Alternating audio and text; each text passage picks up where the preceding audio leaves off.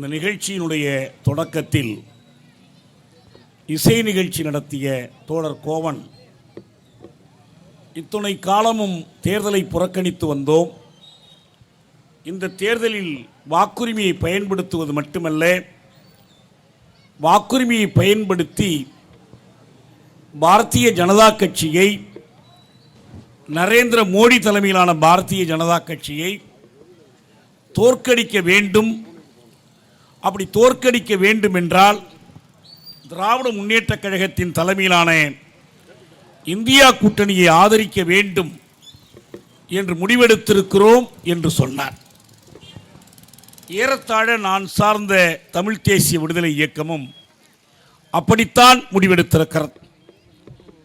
தமிழ்நாட்டு அளவிலும் இந்திய அளவிலும் இந்த தேர்தலில் இப்படி ஒரு நிலைப்பாடு எடுக்கப்பட்டிருப்பதற்கு என்ன காரணம் என்பதை தெளிவுபடுத்துவதுதான் இந்த சில மணித்துளிகளில் என் பணியாக இருக்கும். மீண்டும் மீண்டும் நீங்கள் நினைவிலே கொள்ள வேண்டியது, நடைபெற இருக்கிற தேர்தல் ஊராட்சி மன்ற தேர்தல் அல்ல, சட்டமன்ற தேர்தல் அல்ல. இது இந்திய நாடாளுமன்றத்திற்கான தேர்தல். இந்திய நாடாளுமன்றத்திற்கு தேர்ந்தெடுக்கப்படுகிற பெரும்பான்மை உறுப்பினர்கள் ஒருவரை தலைவராக எடுத்து அவருடைய தலைமையிலே ஒன்றிய அரசை அமைக்கப் போகிற தேர்தல். அந்த முறையில் கடந்த 10 ஆண்டுகளாக நாட்டில் ஆட்சி புரிந்திருக்கிற நரேந்திர மோடி மீண்டும் வந்து வாக்கு கேட்கிறார். இந்த 10 ஆண்டுகளில் அவர் சாதித்தவற்றை திரும்பி பார்ப்பதற்கும், எதிர்காலத்தில் அவர்கள் என்ன செய்ய உறுதியளிக்கிறார்கள் என்று தெரிந்து கொள்வதற்குமான ஒரு தேர்தல் இது. ஏற்கனவே பலமுறை நரேந்திர மோடி தமிழ்நாட்டுக்கு வந்து போய்விட்டார். இந்தியாவெங்கிலும் அவர் பல்வேறு மாநிலங்களுக்கு பறந்து பறந்து வாக்கு சேகரிக்கிறார். ஆனால் 2 கேள்விகளுக்கு அவரிடமிருந்து நமக்கு விடை கிடைக்கவில்லை. ஒன்று என்ன? கடந்த 10 ஆண்டு காலத்தில் அவர் சாதித்தது என்ன? அந்த சாதனைகளை அவரோ அவரது கூட்டணி கட்சியினரோ கூறி வாக்கு கேட்கிறார்களா என்றால் இல்லை. மத உணர்வின் அடிப்படையிலே வாக்கு கேட்கிறார்கள். எதிர்க்கட்சிகளை குற்றாய்வு செய்து கண்டித்து வாக்கு கேட்கிறார்கள். இந்த 10 ஆண்டு கால ஆட்சியில் நடந்த முக்கியமான சாதனைகள் என்று அவர்கள் எதையாவது பட்டியலிட முடியுமா? நம்மை பொறுத்தவரை அந்த வேதனைகளை நாம் பட்டியலிட முடியும். மோடி அரசு அதிரடியாக எடுத்த ஒரு நடவடிக்கை பணமதிப்பு நீக்கம். திடீரென்று ஒரு நாள் நம்முடைய பையிலும் கையிலும் இருந்த பணத்தை செல்லாதென்று அறிவித்தார்கள். எதற்கு? கருப்பு பணத்தை இப்படித்தான் கைப்பற்றப் போகிறோம். உள்நாட்டிலும் அயல் நாட்டிலும் இருக்கிற கருப்பு பணத்தை கைப்பற்றி ஒவ்வொரு குடிமகனின் வங்கி கணக்கிலும் 15 லட்சம் போடுவதாக மோடி தேர்தலுக்கு முன்பு, 2014 தேர்தலுக்கு முன்பு வாக்களித்தார். ஆனால் பணமதிப்பு நீக்கத்தின் மூலம் கருப்பு பணம் ஏதும் மீட்கப்படவில்லை என்று ரிசர்வ் பேங்க் ஆஃப் இந்தியா அதிகாரபூர்வமாக அறிவித்திருக்கிறது. உண்மையில் கருப்பு பண முதலைகள் பாரதிய ஜனதா கட்சியில் இருக்கிறார்கள், அதன் ஆதரவாளர்களாக இருக்கிறார்கள். விவசாயிகளுடைய கடன் தள்ளுபடி செய்யப்படவில்லை. சிறு வணிகர்கள் துன்பப்பட்டார்கள், குறு வணிகர்கள் பாதிக்கப்பட்டார்கள், உழவர்கள் ஏராளமாக பாதிக்கப்பட்டு தற்கொலைக்கு தள்ளப்பட்டார்கள். ஆனால் பெரும் முதலாளிகள், குஜராத்தைச் சேர்ந்த வைர வியாபாரிகள், அதானி வைர வியாபாரியாக இருந்துதான் பெருமுதலாளியாக வளர்ந்தார், மோடியின் துணையோடு வளர்ந்தார். முகுல் சோக்ஷி, நீரவ் மோடி, லலித் மோடி இவர்களெல்லாம் வங்கிகளிலே பெருந்தொகையை கடனாக பெற்றுக்கொண்டு நாட்டை விட்டு ஓடி போனார்கள். வல்லமைமிக்க அதிகாரம் படைத்திருக்கிற மோடி கையிலே சிபிஐ, இடி எல்லா நிறுவனங்களையும் வைத்திருக்கிற மோடி இவர்களை மீண்டும் இந்த நாட்டிற்கு கொண்டு வந்து அவர்கள் வாங்கிய கடனை வட்டியோடு வசூலிப்பதற்கும் அவர்களை சிறையில் அடைப்பதற்கும் ஒரு துரும்பையும் அசைத்ததில்லை. இதைவிடவும் முக்கியமானது என்னவென்றால், அயல் நாடுகளிலே போய் தப்பித்திருப்பதாக கருதப்படுகிற அவர்களை எல்லாம் மோடி அயல் நாடுகளிலே போய் சந்திக்கிறார். ஒரு விருந்திலே அவரும் முகுல் சோக்சியும் அருகருகே உட்கார்ந்திருக்கிறார்கள். முகுல் சோக்சி மோடியிடம் மோடி பாய் என்று நேசத்தோடு கொஞ்சுகிறார். மோடி அவரை சோக்சி பாய் என்று கொஞ்சுகிறார். இதுவரை இதுதான் நிலைமை. ஆனால் அதே நேரத்தில் இவர்களுடைய அந்த பணமதிப்பு நீக்கத்தினால் ஏழை எளியவர்கள் பாதிக்கப்பட்டார்கள். சிறுவாடு முடிந்து வைத்திருந்த நம்முடைய தாய்மார்கள் பாதிப்புற்றார்கள். பணப்பொருளாதாரம் மட்டுமே பரவலாக செய்து வந்த வணிகர்கள் பாதிப்புற்றார்கள். நாட்டில் அந்த 2 ஆண்டுகளில் நடைபெற்ற தற்கொலைகளில் பெரும்பகுதி சிறு வணிகர்களின் தற்கொலையாக அமைந்தது. 6 மாதம் எனக்கு அவகாசம் கொடுங்கள், 6 மாதத்திற்குள் நிலைமை சீராகவில்லை என்றால் என்னை கேளுங்கள் என்று மோடி உறுதியளித்தார். 6 மாதம் அல்ல, 6 வருடம் கழித்து கூட நிலைமை சீராகவில்லை. என்னுடைய கேள்வி நண்பர்களே, ரோடு ஷோ நடத்துகிற மோடி, மேடைகளிலே பேசுகிற மோடி இந்த பணமதிப்பு நீக்கம் பற்றி ஏன் பேசவில்லை? இது சாதனை என்றால் சொல்லுங்கள், இதனால் இந்த நன்மை கிடைத்தது என்று. இல்லை என்றால் இதற்காக இந்த மக்களிடம் மன்னிப்பு கேளுங்கள். அது ஒரு நடவடிக்கை. ஜிஎஸ்டி என்று சரக்கு சேவை வரி என்று எல்லா பொருளுக்கும் வரி போட்டு அந்த வரியில் பெரும்பங்கை தில்லிக்கே வசூலித்துக் கொண்டு போனார்கள். இதனால் சிறுவணிகம் படுத்தது. 2014 ஆட்சிக்கு வருவதற்கு முன்பு மோடி கொடுத்த உறுதிமொழி, ஒரு ஆண்டுக்கு 2 கோடி புதிய வேலை வாய்ப்புகளை உருவாக்குகிறேன் என்பது. இந்த 10 ஆண்டுகளில் 2 கோடி அல்ல, 2 லட்சம் வேலை வாய்ப்புகளை கூட அவர் உருவாக்கவில்லை. ஆண்டுக்கு 2 கோடி புதிய வேலைகள் தோற்றுவிக்கப்பட்டிருந்தால் 10 ஆண்டுகளில் 20 கோடி புதிய வேலை வாய்ப்புகள் வந்திருக்கும். வேலையில்லா திண்டாட்டத்தை தனித்திருக்க முடியும், குறைத்திருக்க முடியும். ஆனால் அவர்கள் அப்படி செய்யவில்லை. அதற்கு மாறாக அவர்கள் ஆட்சி நடத்திய காலத்தில் அவர்கள் நடத்திய பணமதிப்பு நீக்கம், ஜிஎஸ்டி வரி எல்லாமே வேலையில்லா திண்டாட்டத்தை பன்மடங்காக பெருக்கியது. ஏற்கனவே சிறு குறு தொழில்களில் வேலை செய்து வந்த தொழிலாளர்கள் வேலை இழந்தார்கள். மின்சார சட்டத்தை திருத்தி மின்சாரத்தை தனியார் கையிலே ஒப்படைத்து ஏகபோகமாக்கி மின்சாரத்துறையில் மாநிலங்களுக்கு இருந்த உரிமைகளை பறித்து அதன் விளைவாக சிறு தொழில்களுக்கு உரிய மின்சாரம் கிடைப்பதை கெடுத்தார்கள். இந்த நிலையில் ஆற்று நீர் உரிமை மறுக்கப்பட்டு மோட்டார் பம்பு செட்டுகளை நம்பியிருக்கிற விவசாயிகள் பாதிப்புற்றார்கள். ஆக உழவும் செத்து நெசவும் மடிந்து நாடு ஒரு பெரிய பொருளாதார துயரத்திலே சிக்கியது. மோடி இதற்கெல்லாம் விளக்கம் சொல்லவில்லை. நண்பர்களே, ஒரு தேர்தல் வருகிறது. இந்த தேர்தலிலே ஏற்கனவே சாதித்தவற்றை சொல்லி ஓட்டு கேட்க வேண்டும். இனி என்ன செய்ய போகிறோம் என்ற திட்டத்தை சொல்லி ஓட்டு கேட்க வேண்டும். திராவிட முன்னேற்ற கழகம் ஒரு தேர்தல் அறிக்கை கொடுத்திருக்கிறது. காங்கிரஸ் ஒரு தேர்தல் அறிக்கை கொடுத்திருக்கிறது. விடுதலை சிறுத்தைகள் கட்சி ஒரு தேர்தல் அறிக்கையை வெளியிட்டிருக்கிறது. மறுமலர்ச்சி திராவிட முன்னேற்ற கழகம் ஒரு தேர்தல் அறிக்கையை கொடுத்திருக்கிறது. தேர்தலிலே போட்டியிடாமல் இந்த தேர்தலிலே மோடியை எதிர்த்து இந்தியா கூட்டணியை ஆதரிக்கிற நாங்கள் தேர்தல் அறிக்கை கொடுத்திருக்கிறோம். ஆனால் இந்தியாவில் வாக்குப்பதிவு நாள் நெருங்கிவிட்டது. இதுவரை தேர்தல் அறிக்கையே வெளியிடாத ஒரு கட்சி பாரதிய ஜனதா கட்சி என்பதை மறந்து விடாதீர்கள். இதுவரை தேர்தல் அறிக்கையே கிடையாது. தேர்தல் அறிக்கை இருந்தால் எடுத்து வைத்து பேசலாம். இப்படி சொல்கிறீர்கள், அப்படி சொல்கிறீர்கள். மோடி வாய்க்கு வந்ததை அளந்து விடுகிறார், வாய்ச்சவடால் காட்டுகிறார்.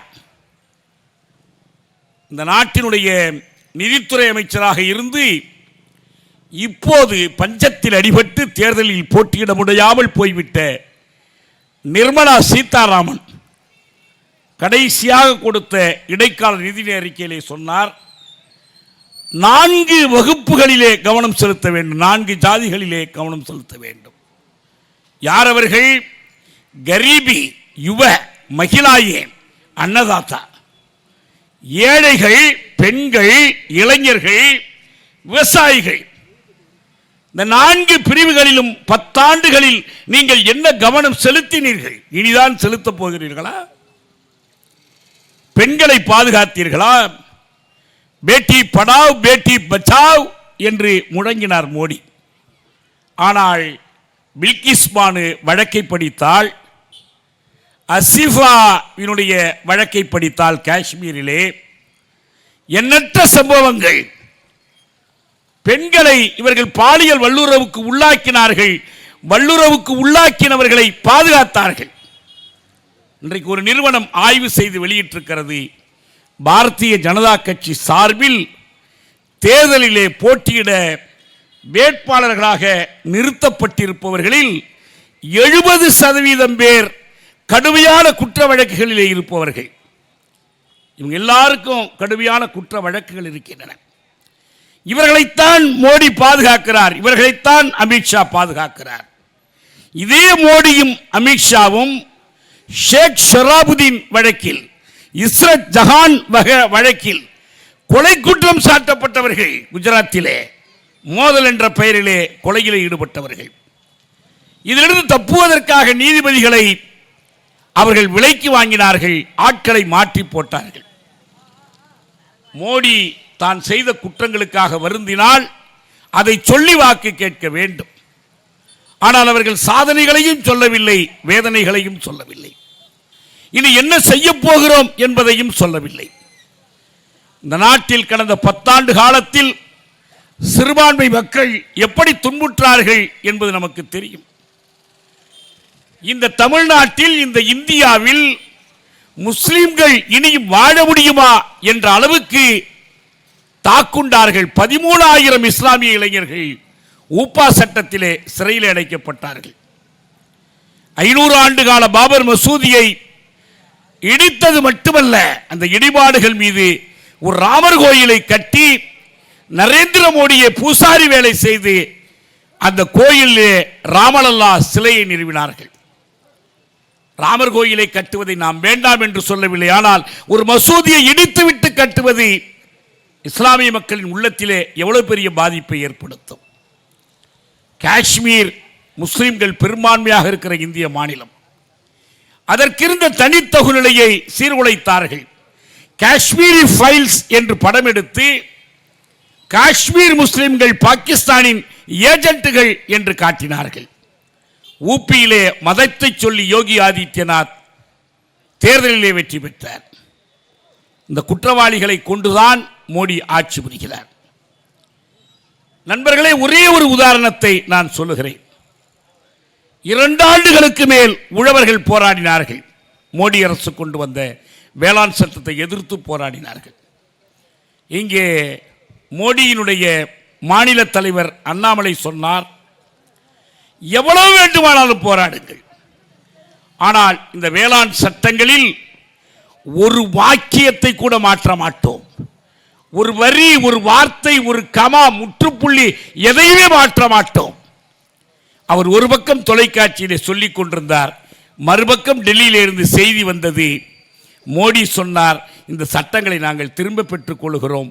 5 மாநில சட்டப்பேரவை தேர்தலுக்காக அவர் திரும்ப பெற்றார். இன்றைக்கும் அந்த உழவர்கள் போராடுகிறார்கள்.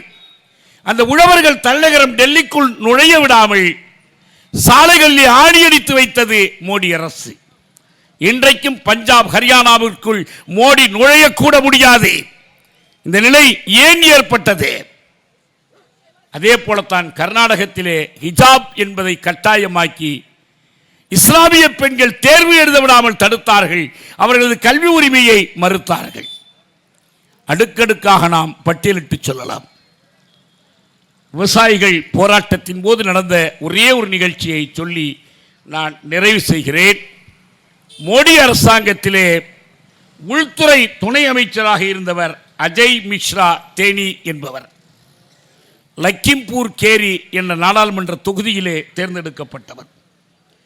அந்த பகுதியிலே உழவர்கள் போராடினார்கள். அவர்கள் ஊர்வலம் சென்றார்கள். அவர்களை கலைக்க சொல்லி, அவர்களை முழக்கம் எழுப்பக்கூடாது என்று சொல்லி இந்த அமைச்சர் எச்சரித்தார். அவர்கள் மீறி முழக்கம் எழுப்பினார்கள். அவருடைய மகன் ஆஷிஷ் மிஸ்ரா மோனு என்ற அவருடைய மகன் ஒரு காரை ஓட்டி சென்று அந்த ஊர்வலத்தின் மேல் விட்டான். 4 உழவர்கள் இறந்தார்கள். ஒரு செய்தியாளர் இறந்தார். ஆனால் எந்த நடவடிக்கையும் இல்லை. யோகி ஆதித்யநாத் அவர்களை கைது செய்ய மறுத்தார். மோடி அவர்களை கைது செய்யுமாறு கோர மறுத்தார். கடைசியாக அவர் அமைச்சர் பதவியிலிருந்து விலக வேண்டும் என்று கேட்டார்கள். உச்சநீதிமன்றம் தலையிட்ட பிறகு அந்த மகனை கைது செய்தார்கள். ஆனால் அமைச்சர் தொடர்ந்து உள்துறை துணை அமைச்சராகவே நீடித்தார். இதோ வருகிற தேர்தலில் மீண்டும் அதே அஜய் மிஸ்ரா தேனி மோடியின் வேட்பாளராக போட்டியிடுகிறார். இதான் யதார்த்தம். நண்பர்களே, இதற்கெல்லாம் நாம் ஒரு முடிவு கட்ட வேண்டும். நாம் சொல்லுகிறோம் நண்பர்களே, ஒரு தேர்தல் முடிந்த உடனே நாட்டிலே இருக்கிற எல்லா சிக்கல்களும் தீர்ந்து விடுமா? தீர்ந்து விடாது. அப்படி தீர்ந்துவிடும், நாங்கள் தீர்த்து வைக்கிறோம் என்று யார் சொன்னாலும் நம்ப வேண்டிய தேவையும் இல்லை. ஆனால் தேர்தல் முடிந்ததற்கு பிறகும் நமக்கு முன்னாலே இருக்கிற சிக்கல்கள் குறித்து போராடுகிற உரிமை நமக்கு வேண்டும். போராடவில்லை என்றால் காவல் நிலைய சாவுகளை தடுக்க முடியாது. போராடவில்லை என்றால் விலை உயர்வை கட்டுப்படுத்த முடியாது. போராடவில்லை என்றால் வேலைவாய்ப்பு உரிமையை பாதுகாக்க முடியாது. போராடவில்லை என்றால் விளைபொருளுக்கு உரிய விலை பெற முடியாது. ஆனால் அந்த போராடுகிற உரிமையை நாம் பாதுகாத்துக் கொள்ள வேண்டும் என்றால் அந்த உரிமைக்கு எதிரான, அந்த உரிமையை நசுக்குகிற அடக்குமுறை சட்டங்களை அரியணையாக போட்டு உட்கார்ந்து இருக்கிற மோடி மீண்டும் வரக்கூடாது என்று உறுதியாக நாம் முடிவெடுக்க வேண்டும். இந்திய அளவில் மோடியால் வெற்றி பெற முடியாது என்று நிர்மலா சீதாராமனின் கணவர் ஒரு பத்திரிகையாளர் பர்கலா பிரபாகரன் சொல்கிறார். மோடி ஜெயிப்பாரா இல்லையா என்ற விவாதத்தை மாற்றி மோடி எத்தனை சீட்டு ஜெயிப்பார் என்ற விவாதமாக மாற்றிவிட்டார்கள், பார்த்தீர்களா என்று அவர் சொல்லுகிறார். ஆனால் அவர் சொல்லுகிறார் 200 இடத்திற்கு மேல் அவர்கள் ஜெயிக்கவே முடியாது. தென்னாட்டிலே அவர்களுக்கு வேலை இல்லை, கிழக்கிலே வேலை இல்லை, மராட்டியத்தில் சிக்கல், அந்த கூட்டணியே நிற்குமா நிற்காதா தெரியாத நிலை, ஊப்பியிலும் சிக்கல். இந்த நிலையில் அவர்களால் அந்த இடத்தை அடைய முடியாது. ஆனால் நம்மிடம் ஒரு தோல்வி மனப்பான்மையை ஊட்டுவதற்கு சாதகமான ஊடகங்களை பயன்படுத்தி மோடி ஏற்கனவே ஜெயித்து விட்டது போன்ற ஒரு தோற்றத்தை காட்டுகிறார்கள். இந்த தோற்றத்திலே நாம் மயங்கக்கூடாது, மயங்க மாட்டோம். அதனுடைய ஒரு அடிப்படை என்னவென்றால், தமிழ்நாட்டிலே புதுவை உள்ளிட்ட 40 தொகுதிகளிலும் மோடியின் பாஜக தோற்க வேண்டும். சாதாரணமாக தோற்றால் போதாது, படுதோல்வி அடைய வேண்டும். இந்த பக்கம் திரும்பி வருவதற்கே அவர்கள் வெட்கப்பட வேண்டும் என்கிற அளவிலே தோற்கடிக்க வேண்டும். அதற்கு ஒரே ஒரு வழிதான் இருக்கிறது. சில நண்பர்கள் சொல்லுகிறார்கள், ஆம் மோடியை தோற்கடிக்க வேண்டும். தோற்கடிப்பது எப்படி? மோடியை தோற்கடிக்க வேண்டும் என்றால் பாஜகவுக்கும் அதன் கூட்டணிக்கும் வாக்களிக்காமல் இருந்தால் போதாது. அதை எதிர்த்து யாருக்காவது வாக்களித்தால் மோடிக்கு எதிரான வாக்குகள் சிதறும். மோடிக்கு அது வாய்ப்பாக அமையும். நீங்கள் மோடியை உண்மையிலேயே தோற்கடிக்க விரும்பினால் அதற்கு ஒரே ஒரு வழி, திராவிட முன்னேற்ற கழகம் தலைமையில் விடுதலை சிறுத்தைகள் உள்ளிட்ட இந்தியா கூட்டணிக்கு வெற்றி தேடி தருவதுதான். அதுவும் வரலாற்று சிறப்புமிக்க இந்த சிதம்பரம் தொகுதியில் நம்முடைய அன்பு தோழர் தொல் திருமாவளவன் இங்கே போட்டியிடுகிறார். அவர் உழைக்கும் மக்களின் எழுச்சியினுடைய அடையாளம், ஒடுக்குண்ட மக்களின் எழுச்சியினுடைய அடையாளம்.